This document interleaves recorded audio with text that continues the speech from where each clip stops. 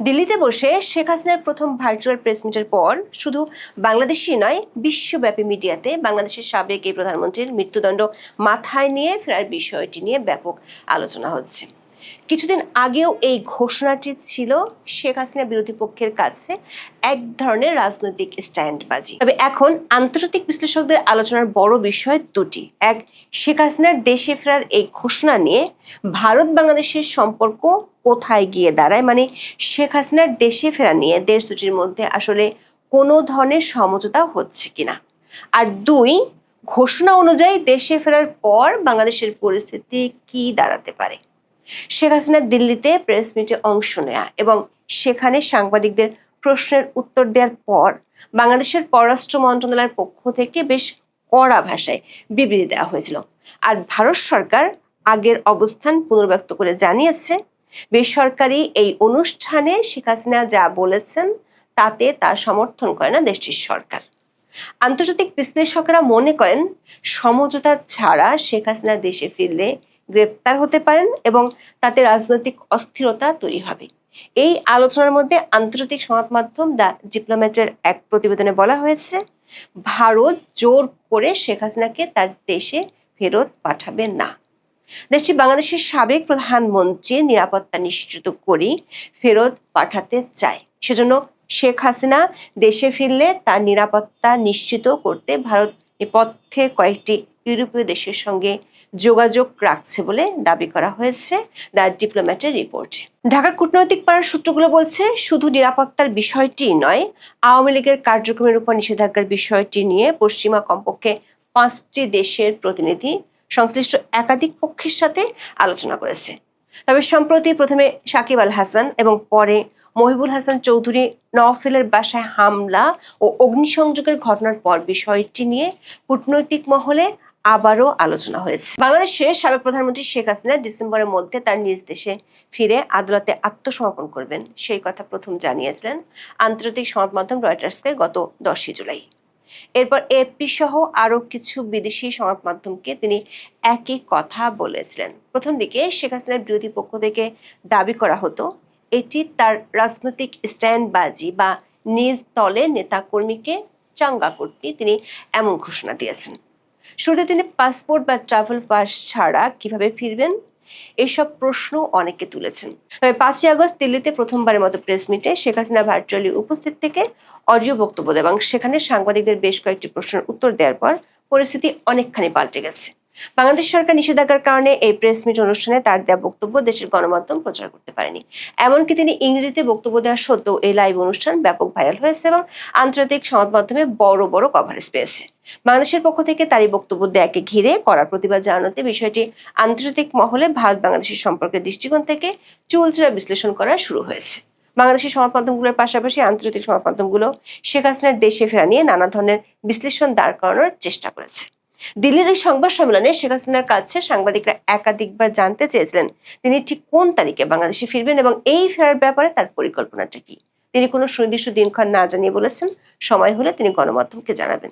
দিল্লির দুটি সূত্র থেকে নিশ্চিত হওয়া গেছে, শেখ হাসিনা রয়টার্সকে প্রথমবারের মতো টেলিফোন সাক্ষাৎকার দেওয়ার আগে বিষয়টি ভারত সরকারের শীর্ষ মহলে জানিয়ে দিয়েছিলেন। রয়টার্সের প্রতিনিধিকে তিনি প্রথমে 25টি প্রশ্নের লিখিত উত্তর ইমেইলে দিয়েছিলেন।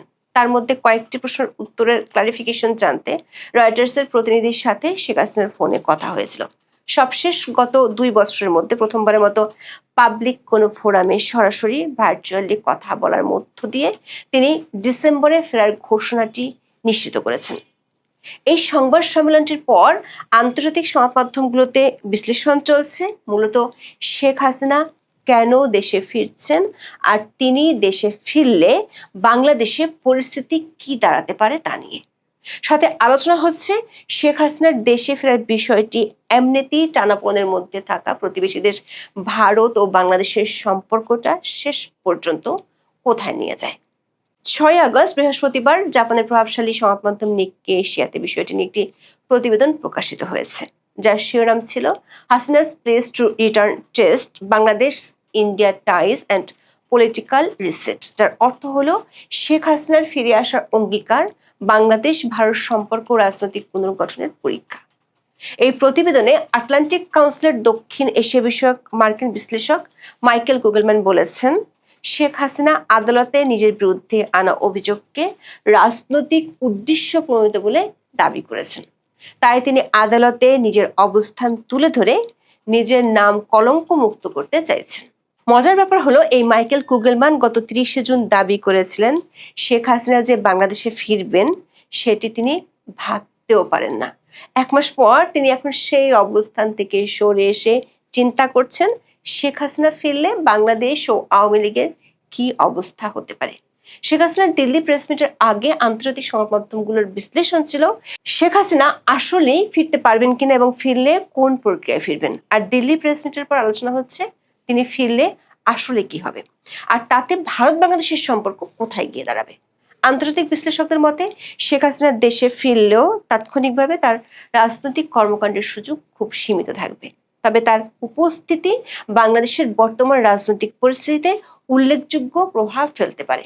কুগেলম্যান নিক্কি এশিয়াকে বলেছেন, শেখ হাসিনা দেশে ফিরলে তাকে প্রায় নিশ্চিতভাবেই বিমানবন্দরে গ্রেপ্তার করা হবে। একই সঙ্গে তার প্রত্যাবর্তন সমর্থক ও বিরোধী উভয় পক্ষকেই সক্রিয় করে তুলতে পারে। এতে সহিংস সংঘর্ষের ঝুঁকি বাড়তে পারে এবং তার বিচার প্রক্রিয়া কিভাবে পরিচালিত হবে তা নিয়ে সরকারের উপরও চাপ তৈরি হতে পারে। কুগেলম্যানের মতে তার শুধু দেশে ফিরে আসাটাই রাজনৈতিক অস্থিরতা তৈরি করার জন্য যথেষ্ট হবে। শেখ হাসিনার সাক্ষাৎকার গত জুলাইতে রয়টার্সে প্রকাশের পর বাংলাদেশ সরকারের শীর্ষ ব্যক্তিদের পক্ষ থেকে বলা হচ্ছিল তাকে ফিরতে হলে ভারতের সাথে বাংলাদেশের যে প্রত্যর্পণ চুক্তি আছে তার অধীনে ফিরতে হবে। দিল্লির প্রেস মিটের পর সে ধারার বক্তব্য পরিবর্তন এসেছে। সবশেষ 7 আগস্ট শুক্রবার বাংলাদেশের আইনমন্ত্রী মোহাম্মদ আসাদুজ্জামান বলেছেন তার আশা ডিসেম্বরে দেশে ফিরে আইনের পথ ধরে সাবেক প্রধানমন্ত্রী বিচার প্রক্রিয়ার মুখোমুখি হবেন। আন্তর্জাতিক বিশ্লেষকেরা মনে করেন শেখ হাসিনা যেহেতু দিল্লিতে আছেন তাই তার ফেরার সাথে ভারত ও বাংলাদেশ সরকারের সমঝোতা কিংবা আলোচনার বিষয়টি অনেকখানি জড়িত। শেখ হাসিনার দিল্লির প্রেস মিটের পর আন্তর্জাতিক সংবাদ মাধ্যম দ্য ডিপ্লোম্যাট প্রতিদিনই প্রতিবেদন প্রকাশ করছে। সবশেষ 7 আগস্ট প্রকাশিত প্রতিবেদনটিতে বলা হয়েছে ভারত কখনোই শেখ হাসিনাকে জোর করে বাংলাদেশে পাঠিয়ে দেবে না, এটা তাদের জন্য বাস্তবসম্মত কোনো বিকল্প নাই। তবে তিনি যদি নিজ ইচ্ছায় দেশে ফেরেন তাহলে বাংলাদেশ ভারত সম্পর্কের বর্তমান উত্তেজনা কিছুটা কমতে পারে। দিল্লি সূত্রগুলো বলছে শেখ হাসিনা দেশে ফেরার পর তার নিরাপত্তার ইস্যুটি ভারত সরকারের কাছে সবচেয়ে বড় কনসার্ন। যদিও অনেক আন্তর্জাতিক বিশ্লেষক বলছেন শেখ হাসিনা দেশে ফিরলে গ্রেপ্তার হবেন, কিন্তু সেখানেও একটি টুইস্ট আছে। ফাঁসির দণ্ড মাথায় নিয়েও যে বাংলাদেশে ফেরা যায় এবং একদিনের জন্য গ্রেপ্তার না হয়ে পার পাওয়া যায় সেই নজির তৈরি করে গেছে মোহাম্মদ ইউনূসের অন্তর্বর্তী সরকার। যুদ্ধাপরাধের দায়ে দণ্ডিত আবুল কালাম আজাদ 13 বছর পর পলাতক থাকার পর বাংলাদেশে ফেরার আগেই অন্তর্বর্তী সরকার তার দণ্ড স্থগিত করেছিল। সূত্রগুলো বলছে আইনি প্রক্রিয়ার চেয়ে ভারত সরকারের কাছে শেখ হাসিনার নিরাপত্তা ইস্যুটি গুরুত্বপূর্ণ। দ্য ডিপ্লোম্যাটের প্রতিবেদনে বলা হয়েছে শেখ হাসিনা দেশে ফিরলে তার নিরাপত্তা নিশ্চিত করতে ভারত নেপথ্যে কয়েকটি ইউরোপীয় দেশের সঙ্গে যোগাযোগ রাখছে। তবে এ বিষয়ে ভারতের পররাষ্ট্র মন্ত্রণালয় কোনো মন্তব্য করেনি। ঢাকার কূটনৈতিক পাড়ার সূত্রগুলো বলছে নির্বাচনেরও পরে বাংলাদেশের রাজনীতিতে স্থিতিশীলতা না ফেরায় দক্ষিণ এশিয়াতে প্রভাবশালী বিদেশি শক্তি এবং বাংলাদেশের দাতা গোষ্ঠীদের মধ্যে অন্তর্ভুক্তিমূলক রাজনীতি বা আওয়ামী লীগের কার্যক্রমের উপর নিষেধাজ্ঞার বিষয়টি নিয়ে আলোচনা শুরু হয়েছিল। সেই সূত্র ধরে শেখ হাসিনার দেশে ফেরার বিষয়টি কূটনীতিকদের আলোচনায় স্থান পায়। সূত্রগুলো বলছে 5টি বিদেশি দেশ ও 2টি সংস্থার প্রতিনিধি বিষয়টি নিয়ে সরকারি ও বেসরকারি সংশ্লিষ্ট পক্ষগুলোর সাথে আলোচনা করেছে। সবশেষ শেখ হাসিনার সাথে প্রেস মিটে থাকার কারণে বাংলাদেশের জাতীয় দলের ক্রিকেটার সাকিব আল হাসান এবং আওয়ামী লীগের সাবেক শিক্ষামন্ত্রী মহিবুল হাসান চৌধুরী নফেলের বাসায় আগুন দেয় এবং হামলার ঘটনা ঘটেছে। এই পরিস্থিতি আন্তর্জাতিক মিডিয়াতে ফলাও করে প্রচারিত হয়েছে। সাকিব আল হাসান রয়টার্সকে দেওয়া সাক্ষাৎকারে বলেছেন নিরাপত্তার নিশ্চয়তা পেলে তিনি দেশে ফিরে আইনি লড়াই শুরু করতে চান, আর তা না হলে শেখ হাসিনার সাথে ফিরবেন। স্টার ক্রিকেটার হিসেবে সাকিবের এই সাক্ষাৎকার আন্তর্জাতিক মহলে বেশ আলোচিত হচ্ছে। বিদেশিদের কাছে বার্তা যাচ্ছে সাকিব আল হাসানের মতো স্টার ক্রিকেটারও রাজনৈতিক প্রতিহিংসার শিকার হচ্ছেন। বিদেশি শক্তিশালী দেশ ও দাতা গোষ্ঠীরা বাংলাদেশের রাজনৈতিক অস্থিতিশীলতার কারণে দেশটিতে তাদের ইনভেস্টমেন্ট ও প্রজেক্টের ভবিষ্যৎ নিয়ে চিন্তিত। এই চিন্তা দূর করতে শেখ হাসিনার ফেরা এবং আওয়ামী লীগের ভবিষ্যৎ নিয়ে ভারত ও বাংলাদেশের সাথে বিদেশিরা আলোচনা করছেন। একটি সূত্র বলছে, আন্তর্জাতিক একটি সংস্থার পক্ষ থেকে রিকনসিলিয়েশনের প্রস্তাব বাংলাদেশ সরকারের কাছে দেয়া হতে পারে। এটা নিয়ে বাংলাদেশের প্রধানমন্ত্রী তারেক রহমান জাতিসংঘের সাধারণ পরিষদের সম্মেলনে গেলে সেখানে কয়েকটি সংস্থা আলোচনা করতে পারে। আন্তর্জাতিক পক্ষগুলো মনে করে শেখ হাসিনার ফেরার ইস্যুটির সাথে ভারত ও বাংলাদেশের সম্পর্কের গতি প্রকৃতি নির্ভর করছে। আর প্রতিবেশী দেশ দুটির সাথে সুসম্পর্ক না থাকলে সেটি আঞ্চলিক স্থিতিশীলতাকে মারাত্মকভাবে প্রভাবিত করতে পারে। সে কারণে এ বিষয়ে মধ্যস্থতা ভারত ও বাংলাদেশ সরকারের মধ্যেই হতে হবে। সূত্রগুলো বলছে, বাংলাদেশে নিযুক্ত ভারতীয় হাইকমিশনার দীনেশ ত্রিবেদী 10 আগস্ট বাংলাদেশের প্রধানমন্ত্রী তারেক রহমানের সাথে প্রথমবারের মতো সাক্ষাৎ করবেন। এরপর ব্রিক্স সম্মেলনে তারেক রহমান যাবেন কিনা সে জট খুলতে পারে। আর সেটি খুললে আওয়ামী লীগের নিষেধাজ্ঞা সহ শেখ হাসিনার দেশে ফেরার মতো অনেক কিছুর জট খুলতে শুরু করবে। এখন এ পর্যন্ত সবাই ভালো থাকুন, সুস্থ থাকুন, নিরাপদে থাকুন। দেখা হবে।